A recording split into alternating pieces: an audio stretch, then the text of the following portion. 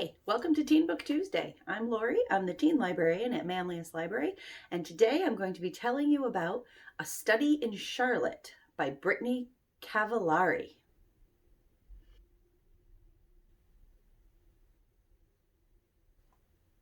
A Study in Charlotte is the first in a YA mystery series. There's 4 books so far, and they're all available on Hoopla with your library card and PIN number. The newest one just came out in March.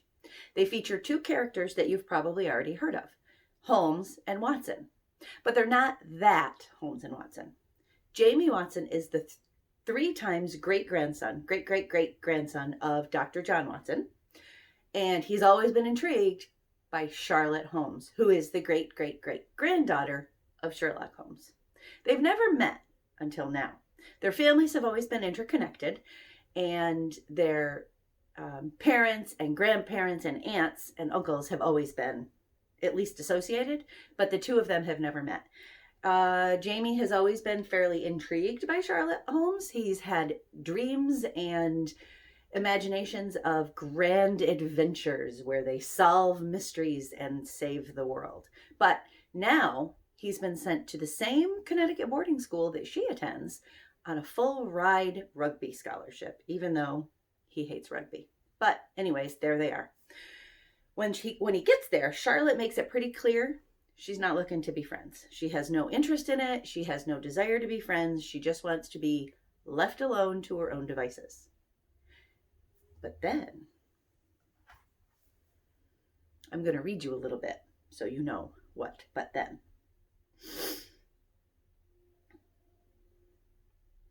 But I had never wanted to be her boyfriend.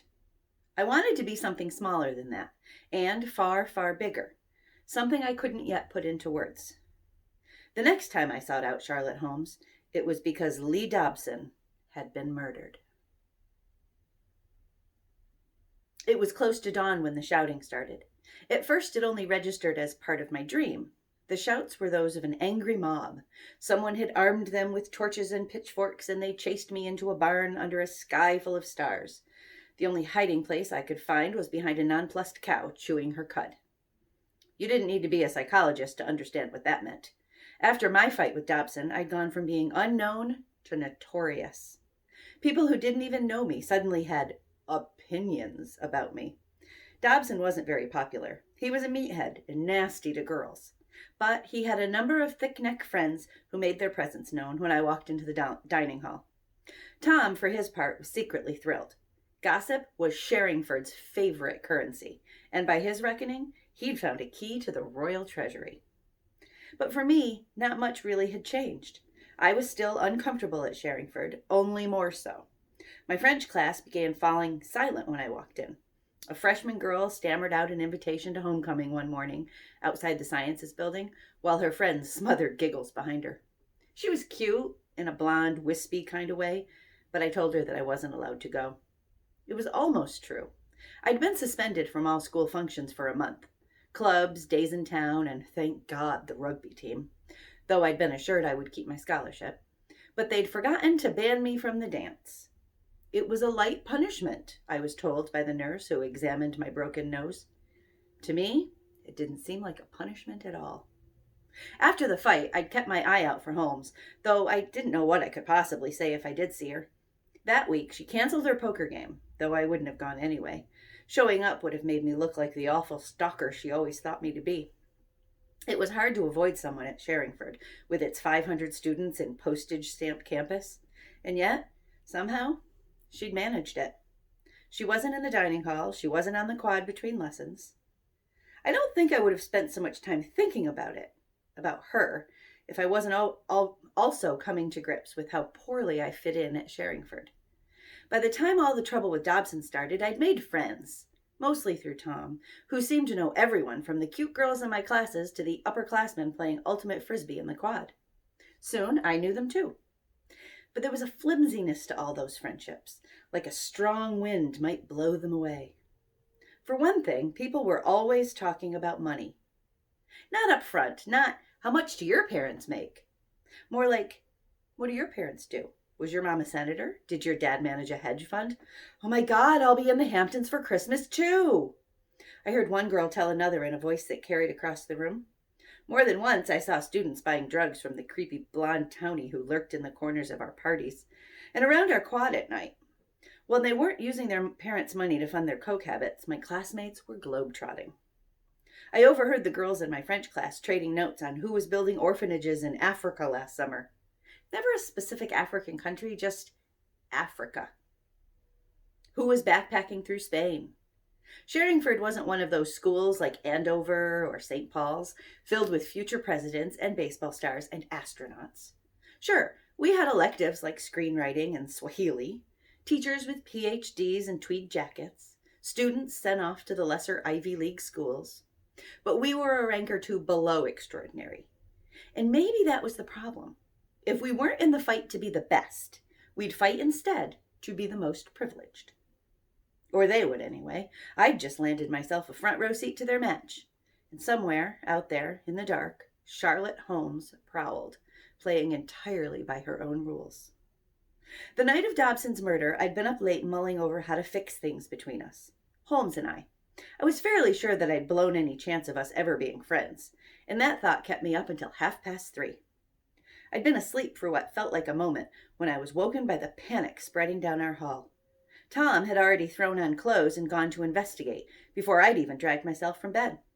I thought, hazily, that it must be a fire drill and I'd somehow missed the alarm. But there was a crowd gathered at the end of the hallway.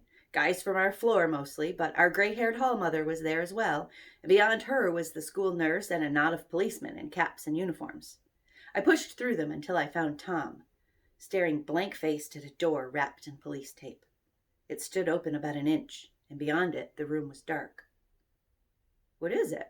I asked him. "Dobson," Tom said. When he finally turned to face me, I saw the frightened look in his eyes. "He's dead." I was shocked to realize he was frightened of me. The guy behind me said, "That's James Watson. He's the one who punched him." And the buzz around me ratcheted up to a roar. Mrs. Dunham, our hall mother, put a protective hand on my shoulder. "It's all right, James," she said. "I'll stay here with you." Her glasses were askew, and she'd thrown a ridiculous silk robe over her pajamas. I hadn't known that she stayed nights in the dorm, or that she even knew my name. Still, I was fiercely glad she was there, because a man in a button-down shirt broke away from the policeman and crossed straight over to me. "James, is it?" he said, flashing a badge. "We'd like to ask you some questions about tonight." "Oh, no, you don't," Mrs. Dunham said. "He's a minor, and you need his parents' permission to question him without a guardian present." "He's not under arrest," the man insisted. "All the same," she said, "Sherringford policy." "Fine," the detective sighed. "Did they live close by, son?" He produced a notepad and a pen from his trouser pocket, like this was law and order. Well, I guess it kind of was. "My mother lives in London," I said, and my voice sounded strained even to my ears. Tom's stare was hardening into something like a glare. Behind him, a boy who lived next door to me was quietly crying. "My father lives here in Connecticut, but I haven't seen him in years." "Can you give me his number?" the detective asked. And I did, pulling out my phone to read out the digits I'd never once called myself. He said some other things about staying put and getting some sleep and coming to see me in early afternoon, all of which I agreed to. Did I have a choice? He gave me his card. It read, "Detective Ben Shepherd," in a businesslike font. He didn't look much like the other policemen I'd seen, on screen or otherwise. On first glance, he gave an impression of a grocery store averageness. But as I stared at him, holding his card, I saw that his face had an unusually eager cast to it, like a dog eyeing a lofted ball. He didn't look like he had a tragic past, some murdered mother or brother that drove him to become a detective. He looked like someone who played video games with his kids, who did the dishes without being asked. That impression of goodness unsettled me more than if he had been a mustache-twirling villain, because it was clear that Detective Shepherd thought I was the bad guy. He gave me what was meant to be a reassuring smile, and then he left, him and the other policeman, and everyone else milled around for another few minutes until Mrs. Dunham sent them back to their rooms. They shoved past me. All of them did. Harry and Peter and Mason and even Tom, wrapped in his ubiquitous sweater vest. The looks they gave me were uniform. "Outsider," their faces said. Kill her. You deserve what's coming to you. Mrs. Dunham offered to make me some cocoa, but I had no idea what I'd say to her, or to anyone. So I said thanks, but no thanks. I'd just go to sleep. As if sleep was a remote possibility. Tom wasn't in our room. He'd probably decided to sleep on someone's floor, I thought. He was afraid of me now. In a flash of rage, I picked up my pillow to chuck it across the room and stopped cold. If someone heard me on a rampage, it wasn't going to help my case in the slightest. It was this anger that had gotten me into this mess in the first place, I reminded myself, and squashed the pillow against the bed instead. Anger and Charlotte Holmes. When I snuck back down the hallway, the yellow tape over Dobson's door caught the light like a mirror, one I refused to look closely into. I kept moving. I made it all the way to Lawrence Hall before I realized I didn't have her number. Her phone number or her room number. In fact, I was only vaguely sure she lived in this dorm. The rows of darkened windows stared down at me as I struggled to make a decision. Any moment now, the sky would start to brighten. Lights would begin to go on. The girls who lived here would shower and dress and gather their textbooks on the way out the door. How far would they get before they heard that one of their classmates had been murdered? How long would it take for them to start believing I'd done it? I didn't even know what I'd say when I found her. What possible reason did she have to believe I was innocent? The last time she saw me, I was beating the daylights out of the victim. My sense of purpose dissipated like a sputtering balloon, and I sat down on Lawrence's front steps to get my head on straight. Campus was silent and dark, except for the lights of the emergency vehicles that crowded around Meishner. "Watson," the voice hissed. "Jamie Watson." Holmes stepped neatly out of a small stand of trees. I hadn't seen her there at all. In fact, I didn't think that I was meant to, as she was dressed in head-to-toe blacks. Trousers, gloves, a pair of dark sneakers, a jacket zipped all the way to her chin, even the backpack slung over her shoulders. Her face was a pale moon against all that darkness. Her lips compressed in anger until she opened her mouth to say something that, from her expression, I didn't want to hear. So I spoke before she did. "Hi," I said, in my usual stupid way. "I was looking for you." Her eyes widened, then narrowed, and I watched her rapidly recalculate something in her head. "This is about Dobson." I didn't bother to ask her how she knew. She was a Holmes. But I must have looked surprised enough for her to fill in the gaps. "Look, Tom texted Lena, and Lena texted me. Relatively straightforward. Unfortunately, I was wearing this when I heard." She indicated her outfit with a frustrated hand. "And so I decided to stay away from the dorm so that nobody would see me. It's bad form to be dressed on a burglar on the night of anyone's murder, much less that of someone you hate." "Oh," I said. "What were you actually burgling?" A quicksilver smile flitted across her face. "Pipettes," she said. I went to go work in my lab after night check." "You absolute nerd," I said, laughing, and her smile came back and stayed. Incredible. "You have a lab?" "Wait, no. Later, because Dobson's dead, and we are easily the prime suspects, and we're laughing." "I know." She scrubbed at her eyes with her hands. "Do you know, at first I thought you came here to accuse me of it." My eyebrows must have shot up into my hair. "Absolutely not." "I know," she said, cutting me off with a searching look.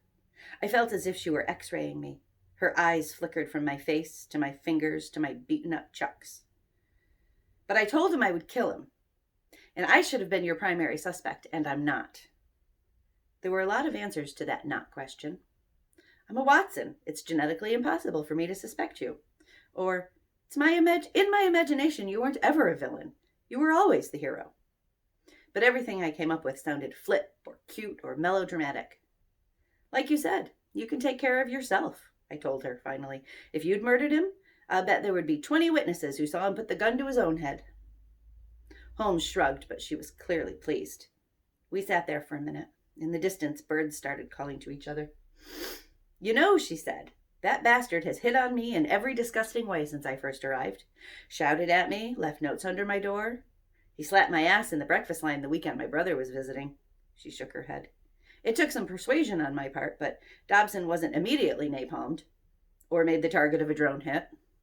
Actually, Milo quite wanted to play the long game, wait a few years and then just disappear him from his bed. Make it look like aliens. Or so he said. He was trying to cheer me up. She trailed off. It was clear she'd said more than she meant to. I should still be mad at you.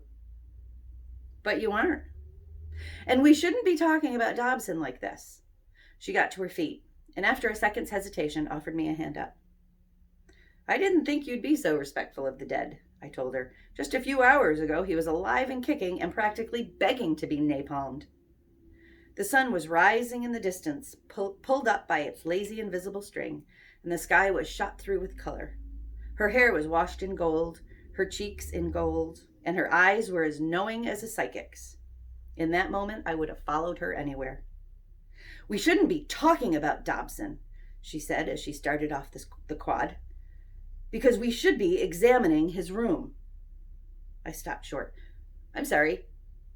What? And so begins another partnership between a Holmes and a Watson. This one starts off a little bit more hesitant. Neither of them really trust the other one at first, but it becomes very clear that both Charlotte Holmes and Jamie Watson had a reason to hold a grudge against Lee Dobson, and now Lee has turned up dead. So they have to work together. Danger is mounting, and they realize that no place is truly safe. They're working together to solve the mystery, and if not save the world, at least clear each other's names, or clear their own names. It's a very clever, very suspenseful, fast-paced mystery. And one of the best things about it is, if you like it, there's 3 more right there ready for you to read. I hope you enjoy it. If you do, drop me an email at lfinger@manliuslibrary.org and let me know what you think. You can find more suggestions for reading at the new Teen Services Readers Advisory page, which the link will be up for you in just a minute, where you can find a virtual reader's advisory form that you fill out and get some suggestions for reading, or you can just browse through some of the many book lists that we've prepared, all of which focus on available ebooks and or audiobooks so that you can check them out right now. With us being closed, you can't visit the library, so we are doing our very best to bring the library to you. Thank you so much for joining me today at this Teen Book Tuesday. I hope we'll see you next week, Tuesdays at 4, right here on the Manlius Library YouTube channel. Have a great day and happy reading.